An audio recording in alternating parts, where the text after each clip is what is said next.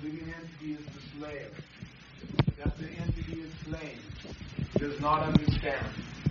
One who is in knowledge knows that the self slays not, nor is slain. Purport.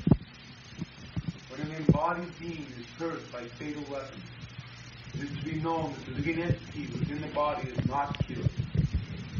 The spirit soul is so small that it is impossible to kill him by any material weapon. Nor is the living entity killable in any case because of his spiritual constitution. What is killed, or is supposed to be killed, is the body only. This, however, does not at all encourage killing of the body. The Vedic injunction is Virinisya, Sarva, Bhutani. Never commit offenses or violence to anyone. The understanding that a living entity is not killed does not encourage animal slaughter. Killing the body of anyone without authority is abominable, and it is punishable by the law of the state as well as by the law of the Lord. Right. Arjuna, however, is being engaged in killing for the principle of religion and not whimsically. This is verse 20. For the soul there is never birth or death, nor having once been does he ever cease to be. He is unborn, eternal, and ever existing, undying and primeval. These are the statements of Krishna. Now, the constitution of the soul, so far materialists are concerned, they cannot even find out where is the soul. Therefore, there are so many theories. Actually, they cannot find out where is the soul is situated, because material senses cannot approach. The measurement of the soul is stated in the Vedic literature as 1/10,000th part of the tip of the hair. So, there is no possibility of understanding what is soul by material scientists. The only process is to take it from higher authorities like Krishna. Krishna here gives definition of the soul, so we have to accept it. And not blindly accept it, but try to understand as far as possible with your arguments and reasons. But this is the actual fact. What is that statement? The soul, definition of soul, Krishna is giving. Only the material body of the indestructible, immeasurable, and eternal living entity is subject to destruction. He who thinks that the living entity is the slayer, or that the entity is slain, does not understand. One who is in knowledge knows that the self slays not, nor is slain. Then, next. 20. Yeah. For the soul there is never birth or death, nor having once been does he ever cease to be. He is unborn, eternal, ever existing, undying, and primeval.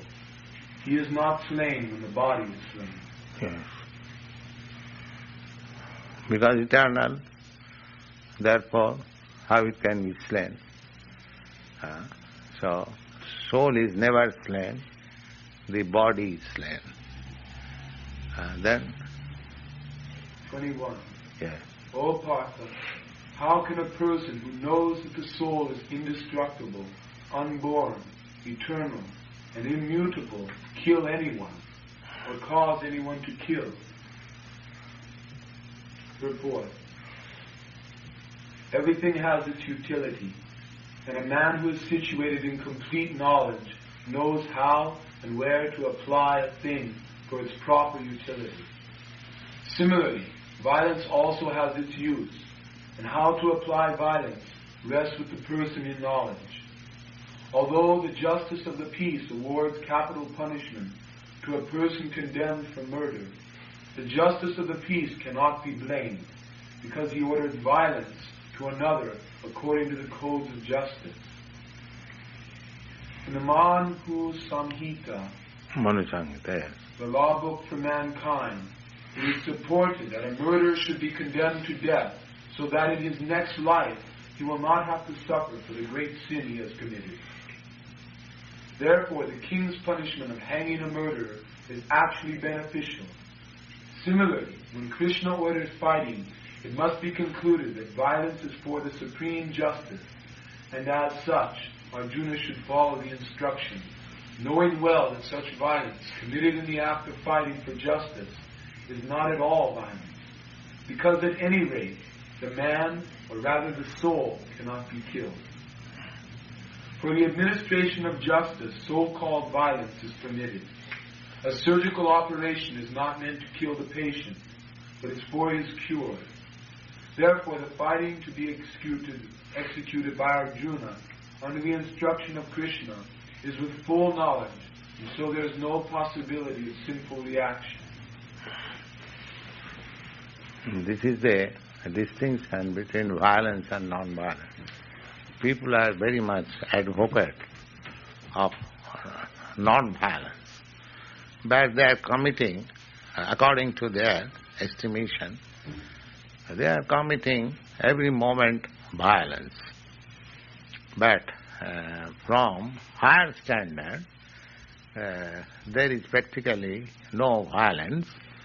The things which apparently appear to be violence, if it is properly executed, just like under the order of High Court judge, one body is being executed. So that is not violence.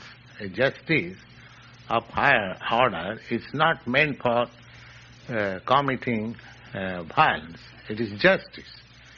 Similarly, when under the direction of the supreme justice, Krishna, anything is done, apparently although it appears violent, it is not violence, it is justice.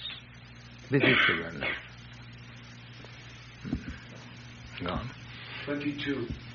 As a person puts on a new garment, giving up old one, similarly the soul accepts new material bodies, giving up the old and useless one. Purport. In a different way, in varied ways, Krishna is trying to make us understand the constitutional position of the soul.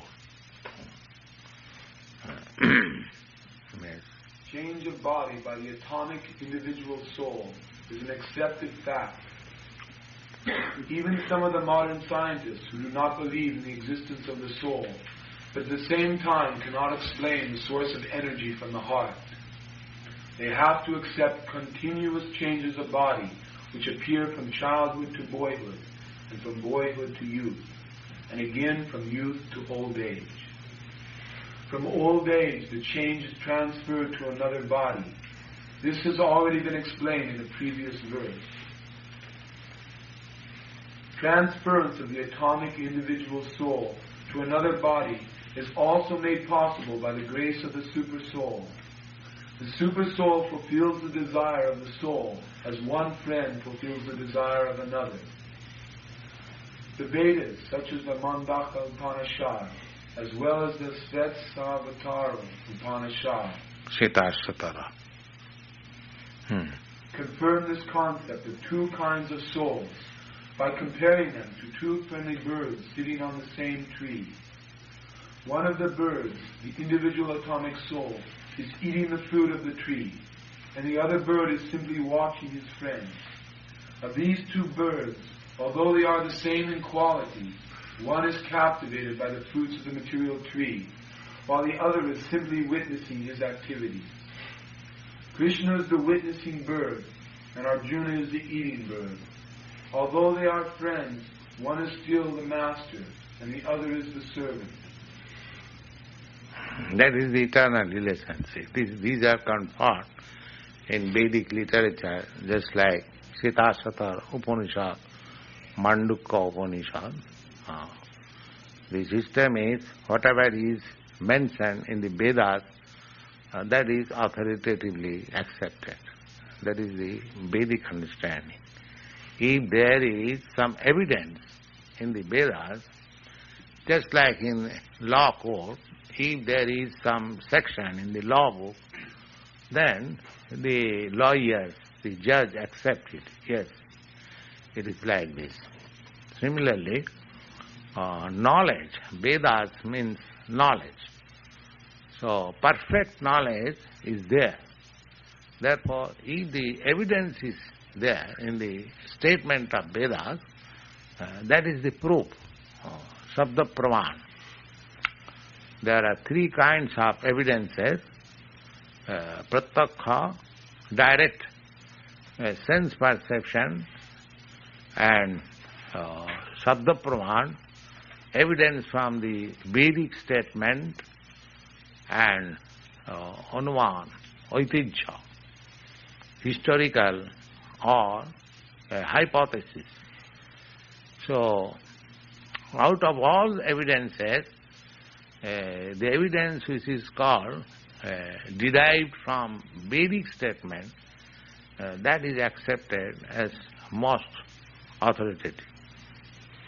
So therefore, Mandukya Upanishad and Sheta Upanishad, they are Vedas. There is statement that two birds are sitting on the same tree. The tree is compared, the body is compared with the tree. And two birds, namely the super soul, Krishna, and the living entity, individual soul, they are sitting together. And one is eating the fruit of the tree, and the other is simply witnessing. This is our position. The other friendly bird, Krishna, or super soul, is giving us opportunity to act with this body as I like. He is giving us opportunity. Khetraga. I am the proprietor of this body. I have been allowed to utilize this body as I like. And the facility is given by the super soul. So if I like, I can utilize this body for higher grade of life. Krishna will give us all facilities. And if I like, I can utilize this body for lower grade of life. Krishna will give us facilities. See, he is always friendly. And he gives us also friendly advice that don't act independently. Just act in Krishna consciousness under me, then you will be happy. That is his actual instruction. But the living entity does not care for the instruction of the super soul.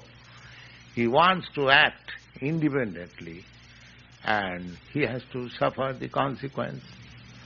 That is stated in the Bhagavad-gītā, in the 4th chapter. Jagyāti karmannatru lokayam karma bandhana. Jagga means Vishnu or Krishna. Whatever you do, or not whatever you do, you have to do only for Krishna. Jagyāti karma. Whatever you act, never mind, whatever you do. But you have to act for Krishna. Jagyartha karma annatra, otherwise karma bandhana.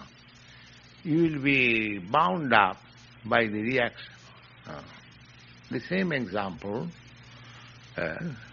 just a person acting on behalf of some superior authority, government, personally he has no responsibility. because he is acting on behalf of the supreme authority. Just like a manager or agent, attorney. Just like we signed one lease agreement. Then Mr. Brown, he is acting as attorney on behalf of the landlord. So, he has no responsibility. He is acting in landlord capacity or landlord consciousness. He is trying to save the interests of the landlord as far as possible.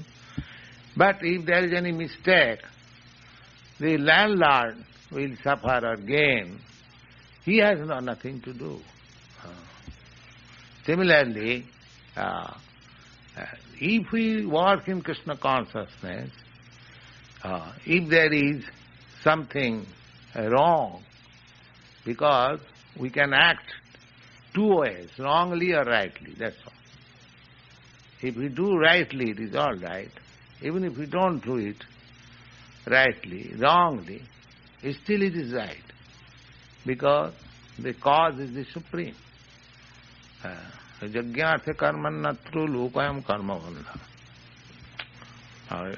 The best, safest way of acting is to act in Krishna consciousness or under the order of Krishna. Or if somebody says, where is Krishna? No, for Krishna is there. Just like Bhagavad-gītā is there. And the explanation of Bhagavad-gītā by the representative of Krishna is there. So Krishna being absolute, his representative, his words are non-different from him. We should not think that Krishna is not in my presence. As soon as Bhagavad-gītā is there, and as soon as you understand Bhagavad-gītā as it is, that means we are hearing directly Krishna. So if we do according to the instruction of Krishna, as Arjuna did, then there is no reaction. We are free. Yajñātha karmannat. Then you go. Although they are friends, one is still the master, and the other is the servant.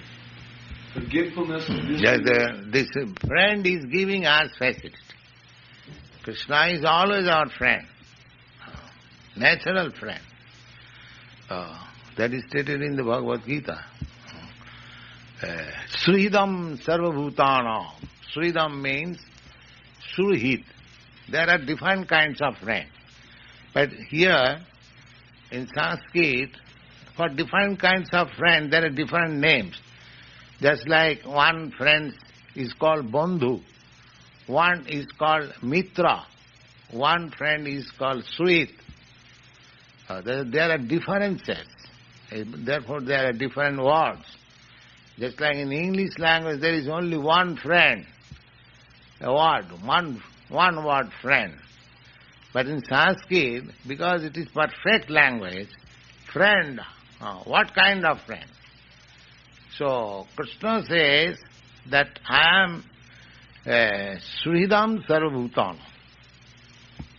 Suhrit means he is such a friend, just like you have got a friend, sincerely he wants how you shall be happy. Just like your mother. Mother is also friend.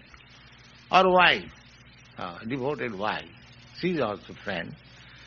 So, mother, wife, or any such relative, or father, or there are many persons in our ordinary relationship. So they want actually that this friend be happy. That is real friend, sweet. And mitra, social friendship. Bandhu, official friendship. But sweet means one who actually desires good of his friend. Sincere friend, which is described in English. So Krishna is sweet. He is always expecting my good. How I shall be good?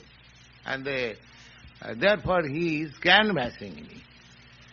Please, you surrender unto me, just like father says, my dear boy, Why you are acting independently, foolishly, or suffering?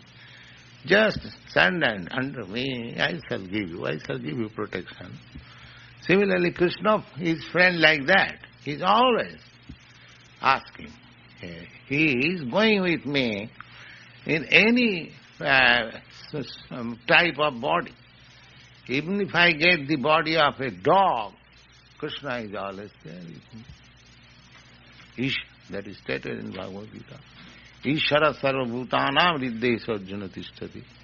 Ishara, the Supreme Lord, is staying within the heart of every living entity.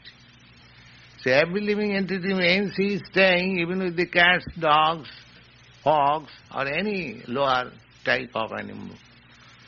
He has no hesitation because he is not living with him. He is living in Vaikuntha. But he is so friendly that wherever this friend is going, he is also going there. He is with, as Paramatma, he is doing friendly activities. He is sending his bona fide servant as spiritual master. He is coming as incarnation. He is coming as devotee, Lord Chaitanya. He is helping us in so many ways. But we are so foolish, we are not accepting. He is so... nobody can be better friend than Krishna. But we are so much unfortunate, so much captivated by the external energy that we don't accept Krishna as friend. We accept so many other things as friend. Go on. Forgetfulness of this relationship by the atomic soul is the cause of one changing his position from one tree to another, or from one body to another. Now here, he's giving trouble to the friend. I am giving to my sincere friend Krishna simply trouble. Just like a bird is flying from one tree to another, the friend bird is also there. He has no business, he has no interest to be there, because he is not eating anything from the tree. He has nothing to do. But because his friend is there, he goes. So, we are changing our body as the bird, the changing from one tree to another. But Krishna, the Supreme Bird, is also going with me. The jiva, the soul, is struggling very hard on the tree of the material body. But as soon as he agrees to accept the other bird as the supreme spiritual master, then here is the solution. He's simply taking unnecessary trouble. Krishna says that I will supply you everything. There is no necessity of going from here to there. No. But I am not accepting it. Tattadehang punarjanma naiti mami tasanta. One who understands this, how Krishna is helping me, how he is my the greatest well-wisher, friend, immediately we can stop all these problems of life and go back to Godhead, go back to home. But as soon as he agrees to accept the other bird as the supreme spiritual master, as Arjuna has agreed to do, by voluntary surrender unto Krishna for instruction, the subordinate bird immediately becomes free from all limitation. Yes. As Arjuna has accepted, Arjuna was talking with Krishna as friend, but he has accepted, although he is friend, he has accepted his spiritual master. The significance is that as soon as you accept somebody as spiritual master, you cannot argue. You have to accept. You have to accept. Therefore, the selection of spiritual mastery very scrutinizing. You cannot accept anyone as spiritual master. You must be very much satisfied that here is a person who can solve the problems of my life, just like Arjuna thought. He plainly said that the problem which is before me, I know beyond you, besides you, nobody can make solution. That is the way of accepting spiritual master. When one is fully convinced that here is a person who can actually solve the problems of my life, then one should accept spiritual master. In the Hari Bhakti Vilas, there is such process that one should accept a spiritual master after associating with him for some time. Similarly, the spiritual master also shall accept somebody as disciple after associating with him for some time, whether he is eligible or not. This is the process. Gone.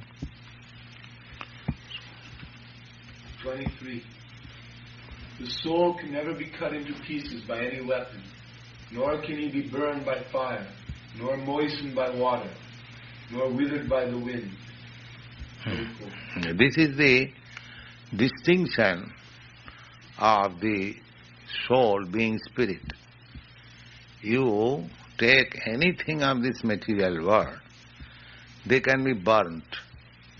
It is the question of temperature only.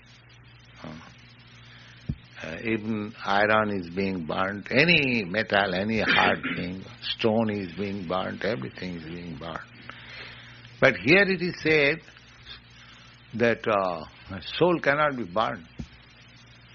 So does it mean that it is stronger than iron and stone?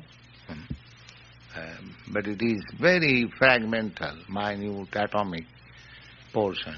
But it cannot be burned.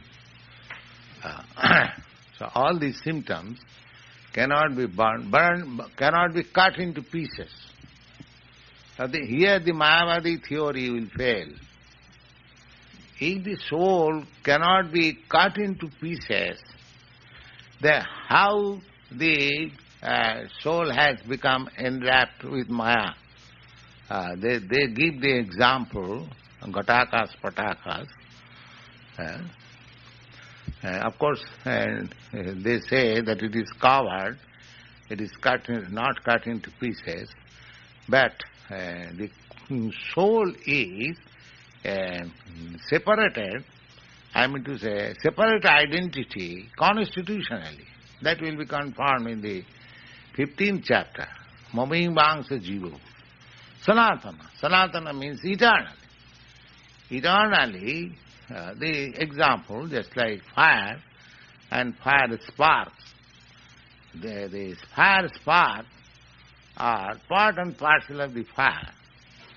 Similarly, the soul, individual soul, is part and parcel of the Supreme, but that part and parcel is eternally.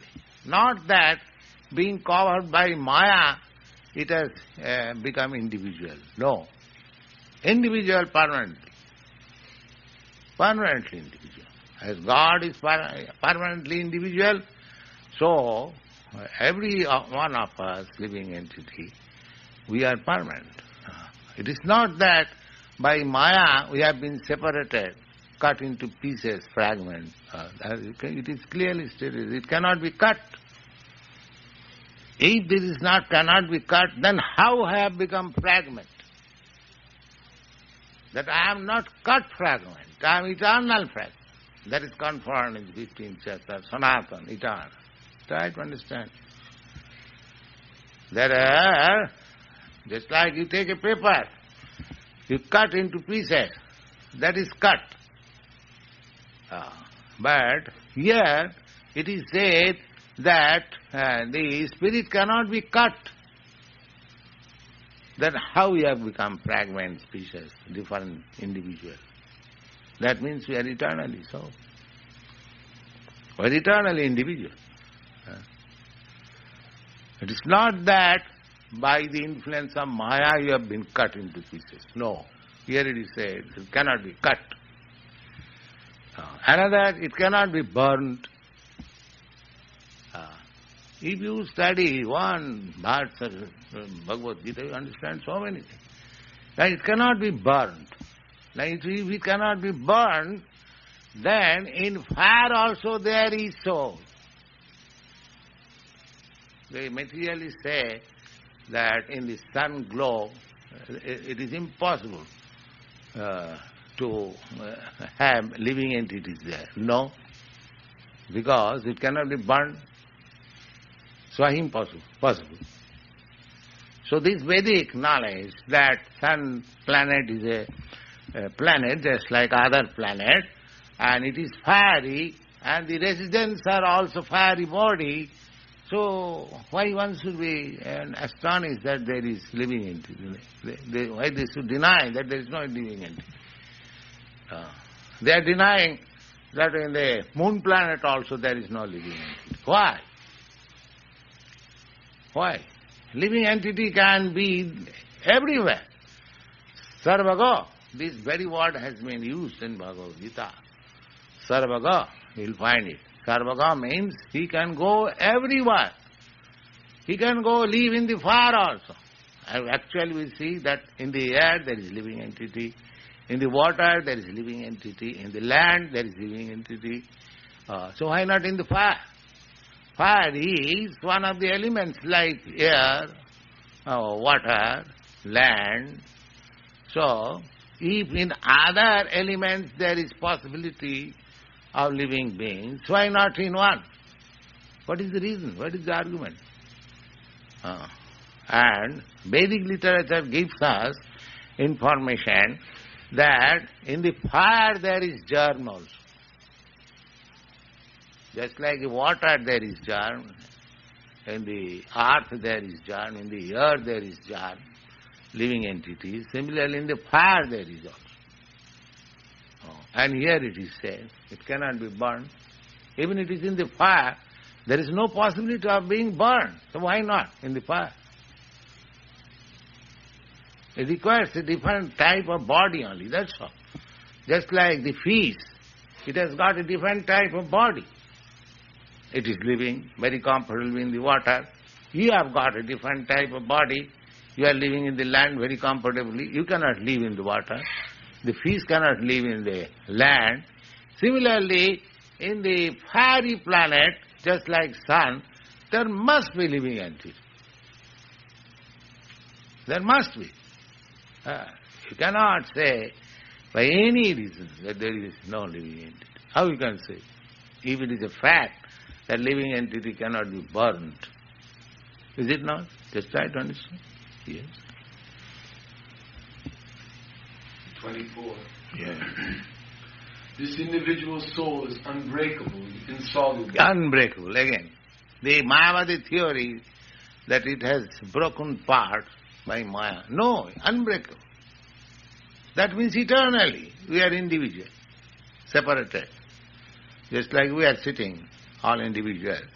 This is our eternal position. Krishna has confirmed it.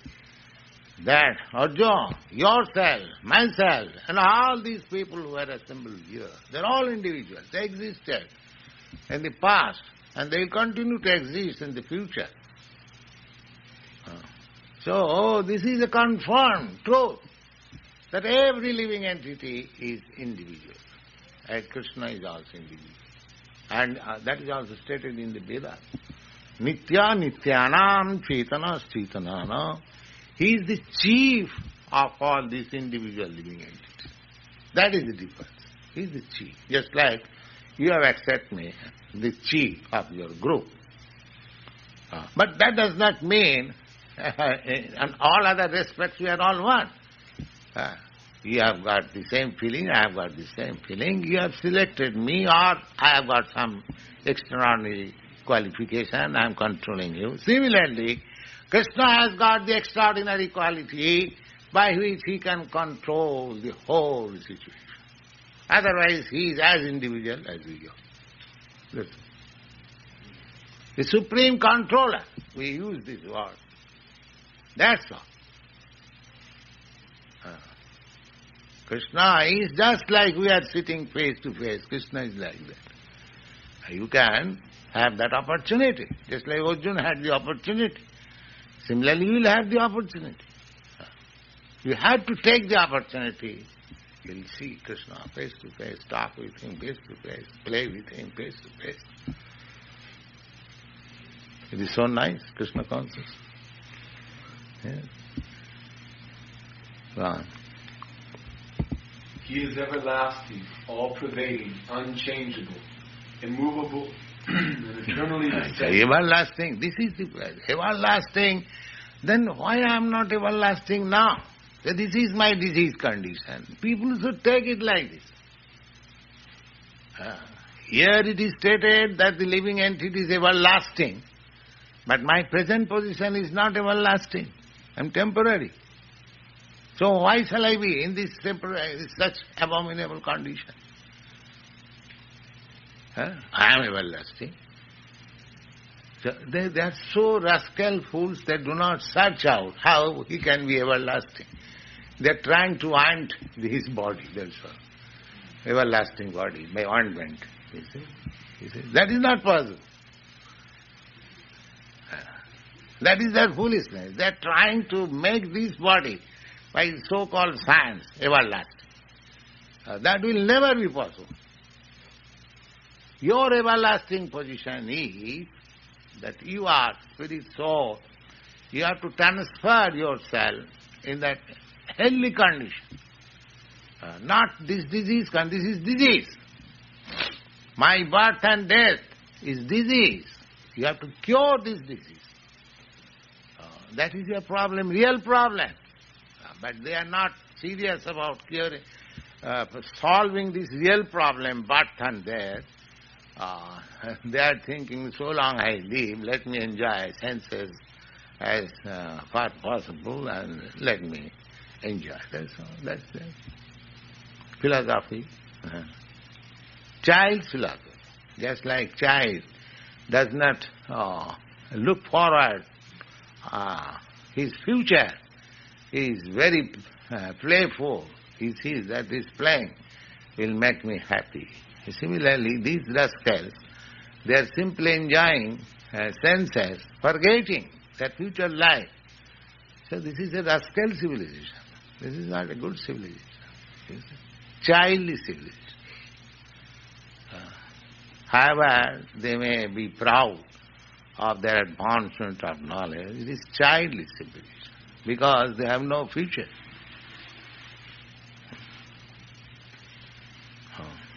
Everlasting, how I am going to be everlasting? They do not think of it. You see?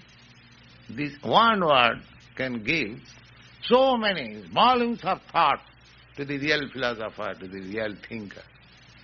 But here it is stated that the living entity is everlasting. And where is that living entity, everlasting? Why it is not so? This is the problem.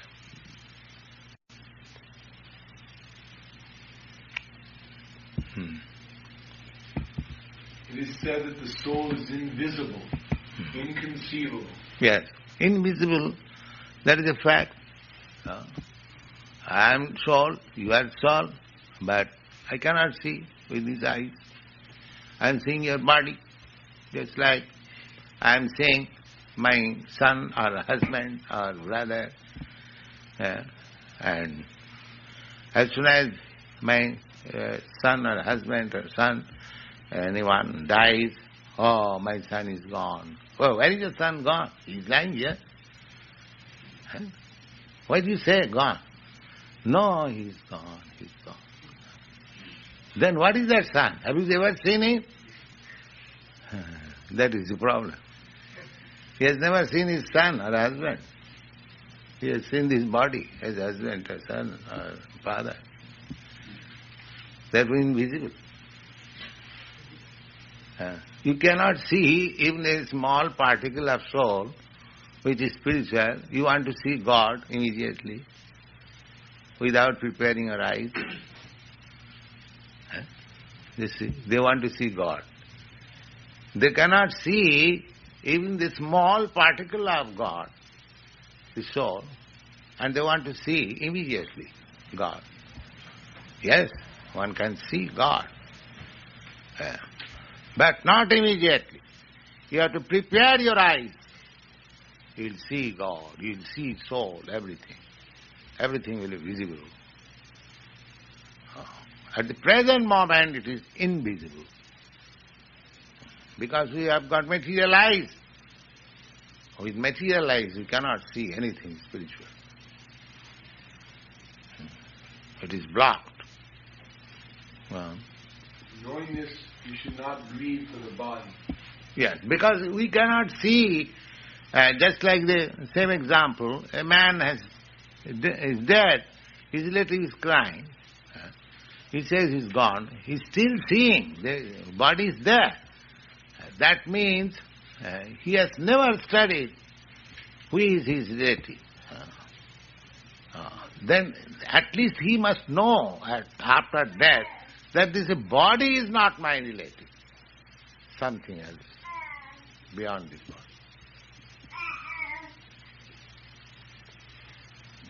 Purport.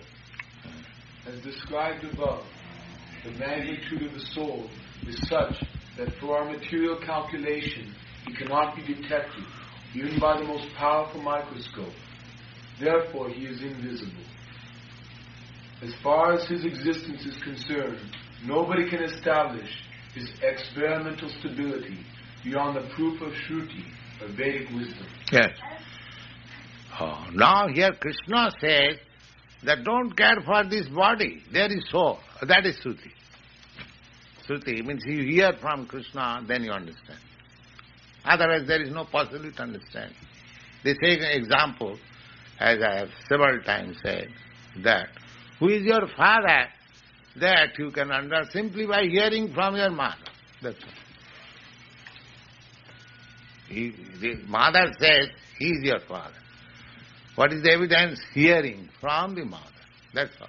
Similarly, anything spiritual, a spiritual identity, spiritual God, spiritual kingdom, you have to learn simply by hearing from authority. There is no other process. There is no other second process. Simply we have to hear. Just the same example. Who is your father? You have to simply believe your mother. Even if of course, it is not expected that she will give a false information. Understanding the mother is nice, she will give me. So that is the only way. You have to believe your mother, and that's all.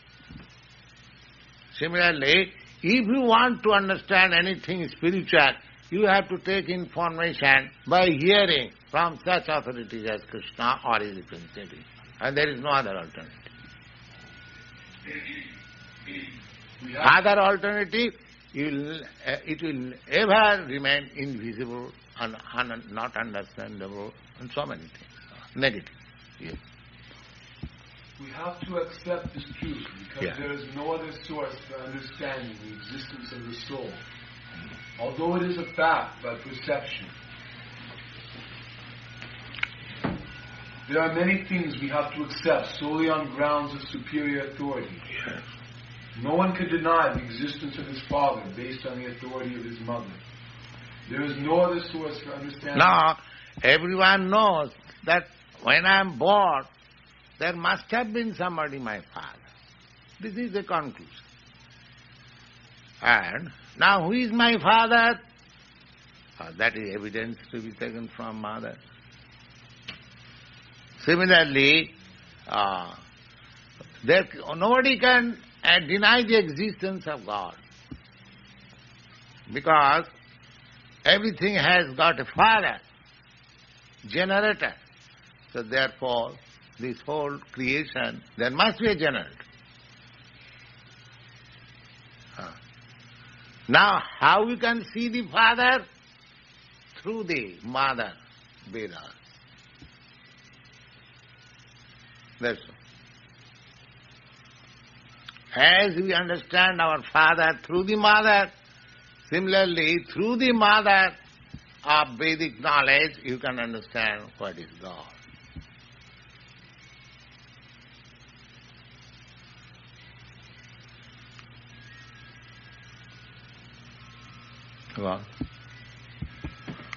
Similarly, there is no other source of understanding the soul except by studying the Vedas. Yes. In other words, the soul is inconceivable to human experimental knowledge. The soul is consciousness. And consciousness, that also is the statement of the Vedas. And we have to accept that. Unlike the bodily changes, there is no change for the soul. As eternally unchangeable, he remains atomic always, in comparison to the infinite supreme soul. Yes. Unchangeable means the Mahabharata theory that now I am finite, I shall become infinite. That's wrong. How it can be? Eternal. Eternally finite, eternally remain infinite. We cannot be equal with God, the infinite. That is not possible. You'll have to remain as subordinate. The Supreme Soul is infinite, and the atomic soul is infinitesimal. Therefore, the infinitesimal soul, being unchangeable, can never become equal to the infinite soul. Yes, this is a common sense argument. How it can be? If it is equal to the infinite, how he has become finite? They cannot answer. The impersonalists cannot answer. How he has become finite? They will simply, the answer is, it is Maya. Then Maya is greater than the infinite. Then Maya becomes greater than the infinite. Then that God is never infinite, because Maya covers the Supreme. So how is he is infinite? He becomes finite. The common sense is that finite Brahma is covered by Maya, not the infinite. Therefore, duality, finite and infinite, living entities. Krishna is infinite and ordinary living entities. What is that? Ice cream. Oh, ice cream. Oh, you are taking ice cream? Huh?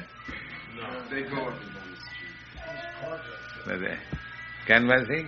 Yes. Don't take ice cream.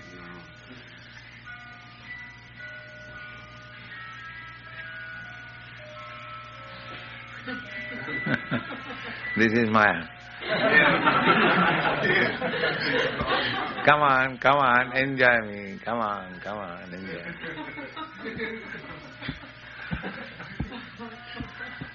As soon as you enjoy, you become entrapped.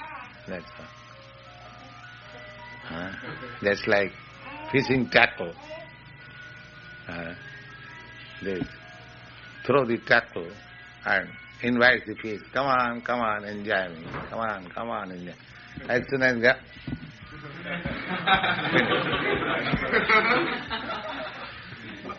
finish, then oh, where do you go now? Come on, in my bag. Yes, I'll fry you nicely.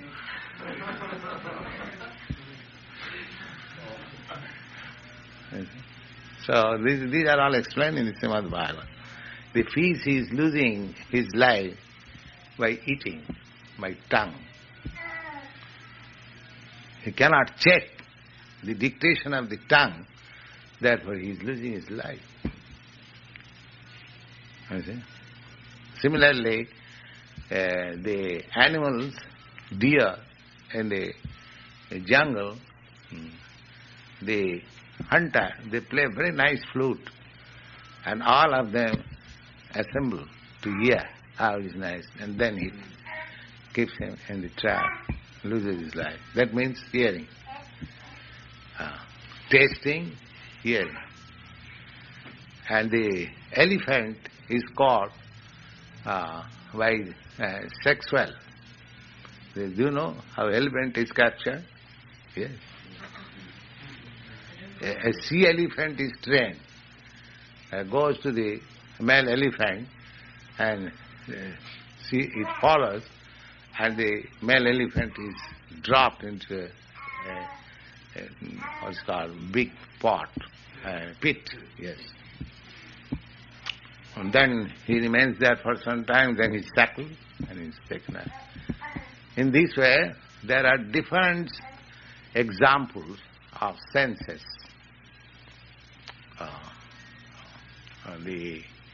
What is called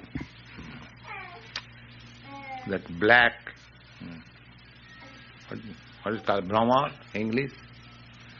That black big fly. Oh, it may be. It is entrapped by smelling lotus flower. Within the lotus flower, and loses its life. So, by different sense gratification, the different kinds of animals are losing their life. And we have got all our senses active. So where we are? These examples are for animal kingdom, whose one sense is only active. But our all senses are active. Then what is our position? You see? This example is given in the Bhagavad. A man has got 6 wives and he has entered the house and all the wives have captured him. You come to my room. You see? So one has taken his one hand, another has taken another hand, one has taken his one leg, one has taken and see like this. That's like that. You see? So this is our position. Human being, whether they shall control the senses, instead of controlling the senses, they are becoming servant of senses and losing this great opportunity of human life. Yes. And people that are concerned with advancing to the higher planet, do they have more opportunity to become entrapped? No, anyone within this material world, they are entrapped by the sense enjoyment, either in higher planets or lower planets. Just like animal kingdom, there is sense impetus, and human being also. What is human being? We are civilized being. What we are doing? The same thing. Eating, sleeping, mating. The same thing as the dog is doing. So anywhere in the material world, either in the higher planet or in the lower planet, this sense gratification is prominent. But only in the spiritual world there is no sense gratification. There is simply an endeavor to satisfy Krishna. That is. Here everyone is trying to satisfy his senses.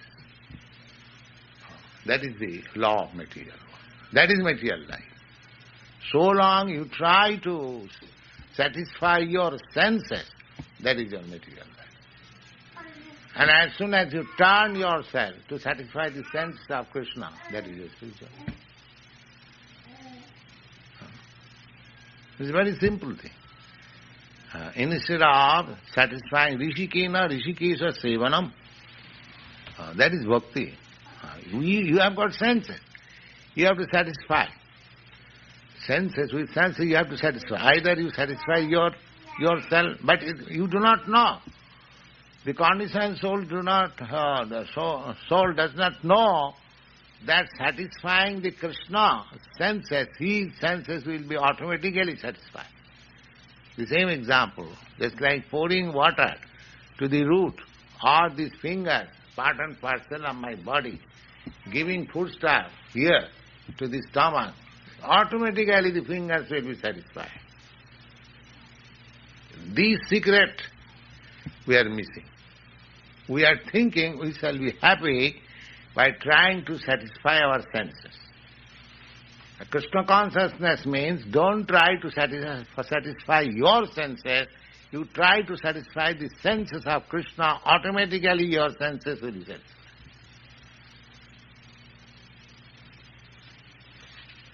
This is the secret of Krishna consciousness. The opposite party, they are thinking, why shall I satisfy, why shall I work for Krishna? the whole day and night. Let me try for the karmis. Just like you are working whole day and night for Krishna, they are thinking what fools they are. We are very intelligent. We are working for our own sense gratification whole day and night. And why they are working for Krishna? This is the difference between materialist and spiritualist. The spiritualist endeavor is to work whole day and night strenuously, without any heart, simply for Krishna. That is spiritual life. And the materialist means the same endeavor, always trying to satisfy their personal sense. That is the difference, materialistic and spiritual.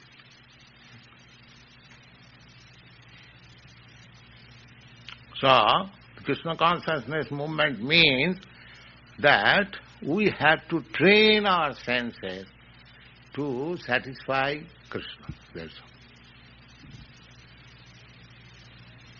So long, in other previous many thousands and millions of lives, we have simply tried to satisfy our senses, personal senses.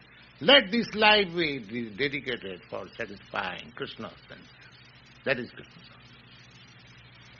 One life. We have several lives we have tried to satisfy our personal senses. Let this life, at least one life, let me try. What happens? So we are not losers. Even we feel inconveniences by not satisfying our senses, but we are not losers. Try simply to satisfy Krishna's senses, then it is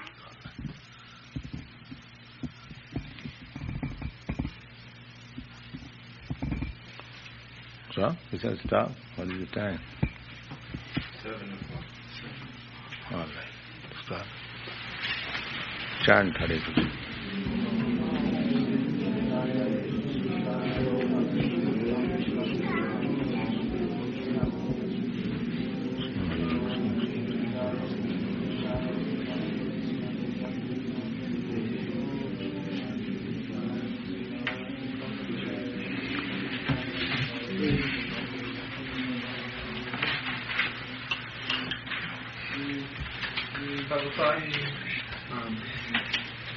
We're reading about the 6th chapter of the Bhagavad-gītā now.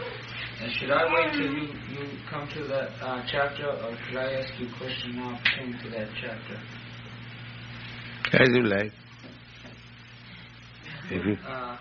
It mentions the Dhyana and Raja Yoga in that chapter. Can you explain the meaning of these two yogas? Dhyana. Dhyana.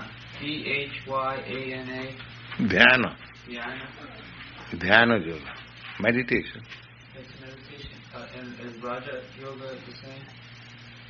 Yes. Both meditation. Yes.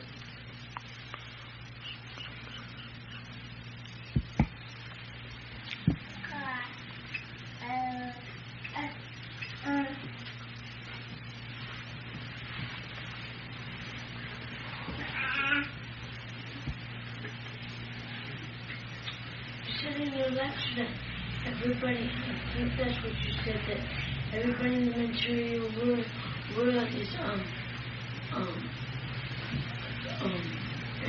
in Maya, but that you can't be in Maya. How do you think?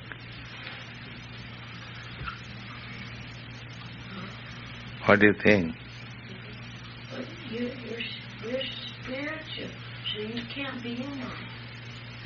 So how does that work? How do you think that I am not in Maya? Because you're a pure devotee. You see Krishna in everybody.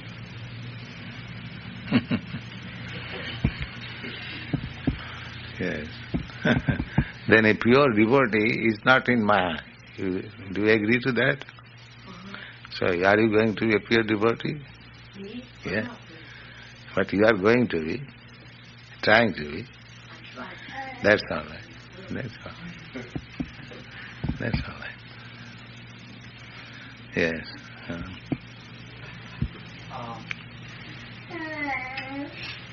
Bhagavad-gītā it says that we are one, the spirit soul, I spirit soul, and 1/10,000 of the tip of the hair. We are very small, 1/10,000 part of the hair. Well,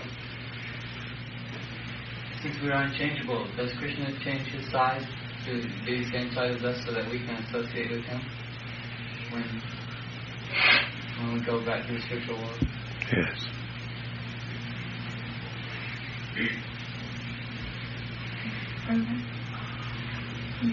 Is it true that you once said something about the super soul being the size of the thumb? Where is that information? Sorry. Is the size of the thumb in a human being? Yes. In the Chaitanya Chaitanya, you wrote that Krishna has no arms or legs, as we have arms and legs. That his spiritual body and the other is the same. His spiritual body and... He has got spiritual arms, spiritual legs. I never said that he has no arms or legs. Well, it says that he has no arms and legs as we know arms and legs. Yes, that is the statement in the Vedas, Apani Pada Javana Grahita. The Supreme Lord has no legs and hands, but still he accepts whatever we offer.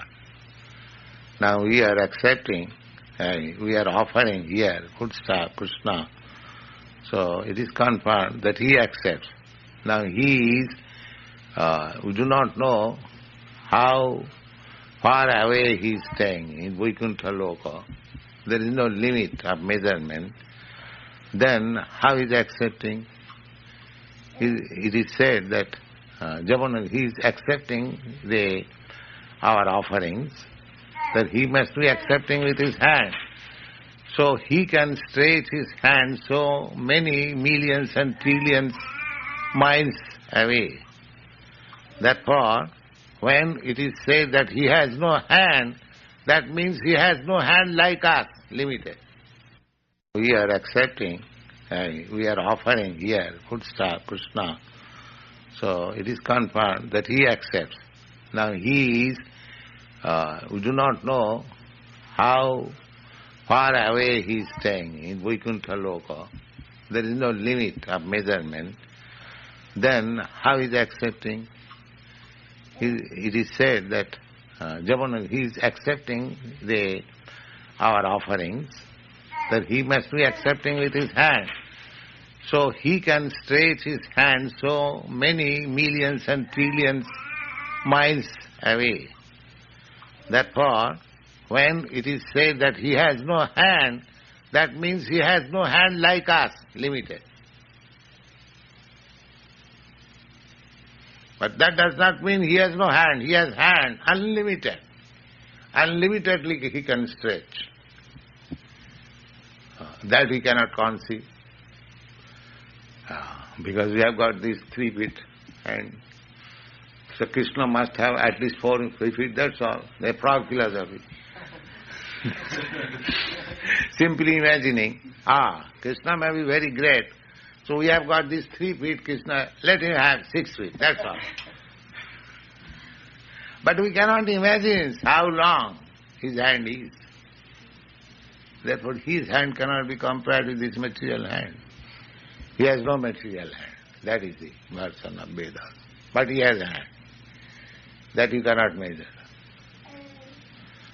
Just like Arjuna could not measure when he saw the universal form.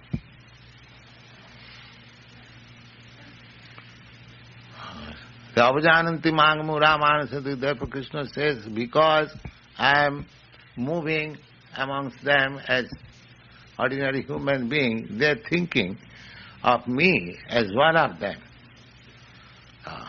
And Param Bhavam Ajanant. They do not know what is my background. Param Bhavam. Therefore they fail to understand me. Mudha, rascals, fools. Everyone is trying to understand Krishna from the angle of vision as he can understand. Krishna is beyond that, therefore his name is Adokhaja. Beyond the limit. He can simply be presented by himself, revealed, just like Krishna is revealing himself to Arjuna. Arjuna is not understanding Krishna by his philosophical speculation. Directly Krishna revealing. This is the process of understanding God. You cannot create your imaginative God. No. God reveals unto you, being pleased upon you by your devotional activities.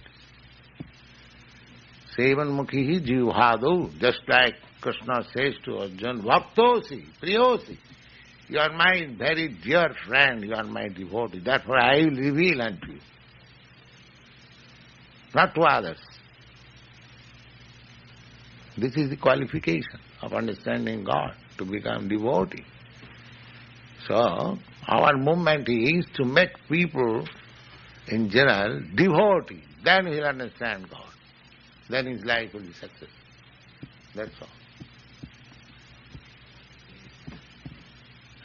You be yourself devotee and try to make others devotee.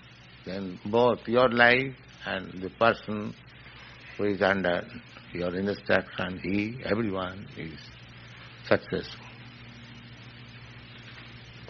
And without being devotee, you cannot make others devotee. That is also secret. If you remain non-devotee, you cannot convince others. That is not in your power. Therefore, the non-devotee class of men, they cannot understand God, they cannot convince others about God. That's a fact. They will simply present hodgepodge thing, they do not understand clearly, and they present hodgepodge. Yes.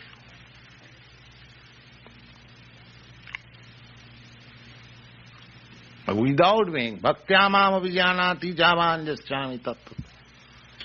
If anyone wants to understand me as I am, of course nobody can understand Krishna as he is. Still, as far as possible.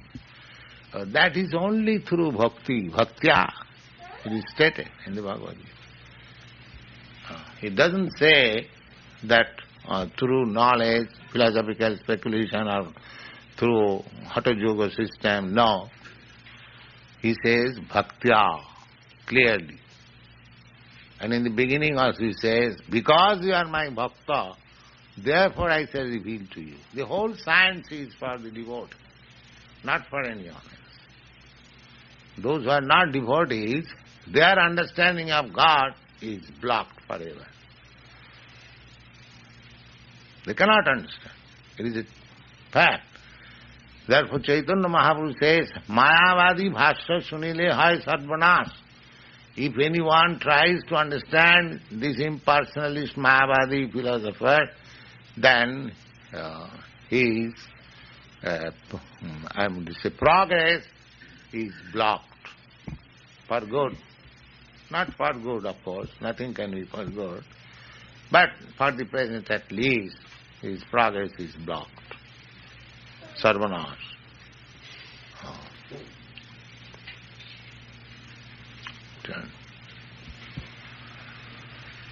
Hare Krishna.